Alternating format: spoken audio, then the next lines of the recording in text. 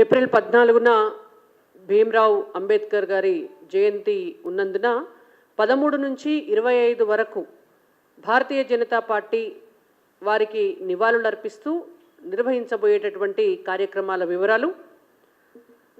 April 13వ తారీఖు నాడు యావత్ తెలంగాణ మొత్తం కూడా ప్రతి చోట, ప్రతి మండలము, ప్రతి గ్రామము, ప్రతి బూతు, ప్రతి పట్టణము, ప్రతి జిల్లా కేంద్రము, ప్రతి చోట కూడా తెలంగాణ రాష్ట్రంలో ఉన్నటువంటి అంబేద్కర్ విగ్రహాలన్నింటినీ కూడా భారతీయ జనతా పార్టీ నాయకులు, కార్యకర్తలు స్వయంగా పాదయాత్రలు చేస్తూ లేదా బైక్ ర్యాలీలతో ప్లకార్డులు పట్టుకొని అంబేద్కర్ గారి విగ్రహం దగ్గరికి వెళ్ళి అంబేద్కర్ గారి విగ్రహానికి శుభ్రం చేసి విగ్రహానికి పూలమాల వేసి ఆ రోజు సాయంత్రం అక్కడ దీపాలతోటి అలంకరణ చేసి ఒక లైటింగ్ ఉండేటటువంటి విధంగా ఏప్రిల్ 13వ తారీఖు నాడు ఒక కార్యక్రమాన్ని రూపొందించడం జరిగింది. దేశవ్యాప్తంగా కూడా ఈ కార్యక్రమాన్ని భారతీయ జనతా పార్టీ చాలా పెద్ద ఎత్తున నిర్వహించబోతోంది. అందులో భాగంగానే తెలంగాణ రాష్ట్ర వ్యాప్తంగా కూడా ఈ కార్యక్రమం విజయవంతంగా నిర్వహించడానికి రాష్ట్ర శాఖ నిర్ణయం తీసుకోవడం జరిగింది. దీనికి సంబంధించి ప్రతి జిల్లా కేంద్రానికి కూడా రాష్ట్ర నాయకులు, కేంద్ర మంత్రివర్యులు శ్రీ కిషన్ రెడ్డి గారు ట్యాంక్ బండ్ దగ్గర ఉన్నటువంటి అంబేద్కర్ విగ్రహానికి శుద్ధి చేసి నివాళులు అర్పించేందుకు వెళ్తారు. మరో కేంద్ర మంత్రి వర్యులు మన సంజయ్ గారు కరీంనగర్లో ఉన్నటువంటి అంబేద్కర్ విగ్రహాన్ని శుభ్రం చేసి నివాళులు అర్పిస్తారు. అలాగే లక్ష్మణ్ గారు, డికే అరుణ గారు, ఈటెల రాజేందర్ గారు, ఇంకా మా పార్టీకి సంబంధించినటువంటి అందరూ ఎంపీలు, ఎమ్మెల్యేలు, రాష్ట్ర కార్యవర్గ సభ్యులు, ఆఫీస్ బేరర్లు అందరూ కూడా అన్ని జిల్లా కేంద్రాలకు వెళ్ళి ప్రతి జిల్లా కేంద్రంలో కూడా ఈ కార్యక్రమాన్ని చాలా పెద్ద ఎత్తున ఏర్పాటు చేయడానికి కార్యక్రమం రూపొందించడం జరిగింది. ఇక 14వ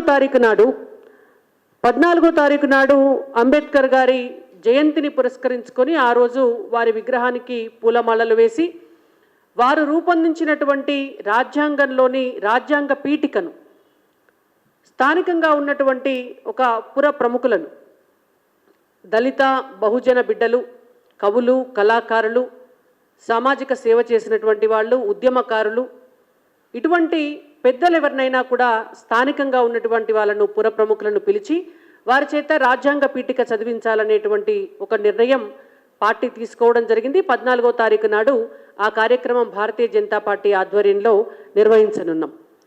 ఆ తర్వాత 15 నుంచి 25 మధ్య ఈ 10 రోజుల్లో ప్రతి జిల్లా కేంద్రంలో కూడా పెద్ద ఎత్తున మేధావులు, కవులు, కళాకారులు, సంఘ సంస్కర్తలు, సంఘ సేవకులు, డాక్టర్లు, ఇంజనీర్లు, చదువుకున్నటువంటి వాళ్ళు, ఉద్యమ నాయకులు, అనేక సంఘాల నాయకులు, వివిధ కార్మిక సంఘాల నాయకులు, వీరందరినీ కూడా పిలుచుకొని రాష్ట్ర శాఖ నుంచి 2 అతిథులు వెళ్ళి అక్కడ సెమినార్లు నిర్వహించి డాక్టర్ భీమ్రావ్ అంబేద్కర్ గారి రాజ్యాంగం వల్ల ఇవాళ భారతదేశంలో ఉన్నటువంటి భారతీయులందరం కూడా పొందుతున్నటువంటి రాజ్యాంగ ఫలితం, అదేవిధంగా గత 74 సంవత్సరాలుగా కాంగ్రెస్ పార్టీ అంబేద్కర్ గారికి చేసినటువంటి మోసం, అన్యాయం, గత 10 సంవత్సరాల కాలంగా భారతీయ జనతా పార్టీ అంబేద్కర్ గారికి ఇచ్చినటువంటి గౌరవం, ఈ అంశాలపైన చాలా పెద్ద ఎత్తున సమాజంలోకి తీసుకెళ్లాలనేటువంటి ఉద్దేశంతో సదస్సులు నిర్వహించడం జరుగుతోంది.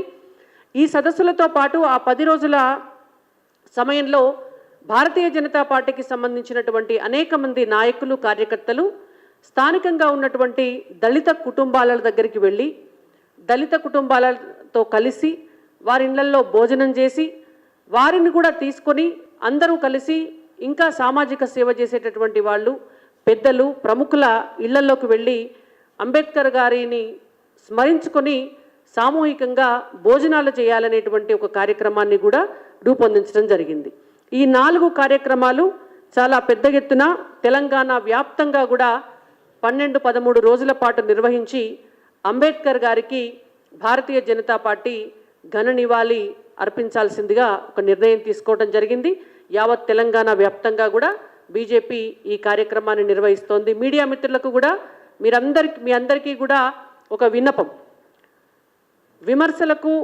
ప్రతి విమర్శలకు ఇచ్చినటువంటి కవరేజ్ కంటే ఎక్కువ కూడా ఇవాళ అంబేద్కర్ గారు ఇచ్చినటువంటి రాజ్యాంగ ఫలితంగానే 4th ఎస్టేట్గా ప్రజాస్వామ్యంలో మీడియా కూడా ఉంది, మీడియాకు కూడా పత్రికా స్వేచ్ఛ ఉంది. కాబట్టి ఇవాళ అంబేద్కర్ గారి కార్యక్రమాలను వాటికి కవరేజ్ని పెద్ద ఎత్తున మీడియా మిత్రులు ఇవ్వవలసిందిగా భారతీయ జనతా పార్టీగా మీ అందరికీ కూడా విన్నపం.